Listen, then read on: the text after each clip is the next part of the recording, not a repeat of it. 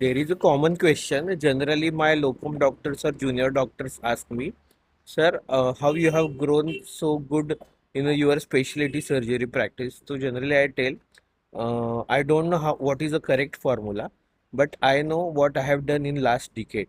Okay, so generally, I do focus more on a scientifically correct treatment pattern.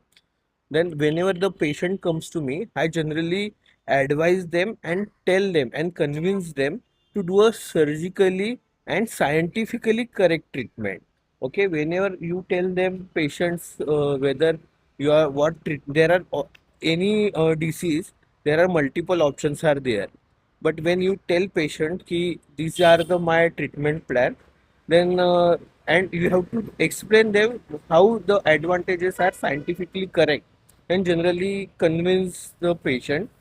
Okay, generally for the dental implants also patients visited me and they generally told ki these are the other options given by the other surgeons. Then I told them generally ki you may or that doctor may be correct, but this is my way of practice. Generally this is the way I explain to the patient the science behind the implant treatment, A to Z treatment timeline. So generally patient convinced. Then when I do the treatment or do the treatment planning, I always think ki whether my treatment is beneficial for my patients or not.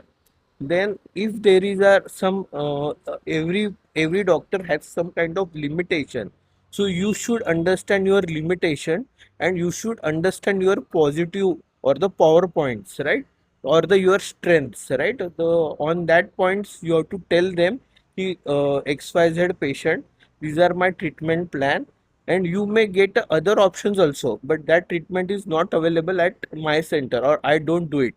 Then generally patient convince. And the third point is generally patients have a fear regarding the any surgical procedure. So you have to calm them and you have to reduce their anxiety. You have to tell them that this treatment, whatever I am going to do, is helpful for you, and I am here for help you, not to harm you.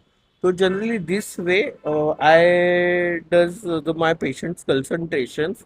Then whatever I does a ethically correct practice, right. So I does a scientifically correct practice, I does a ethically correct practice. I generally reduce the patient's anxiety and just go ahead. So generally patients say to yes to my treatment. Okay, bye.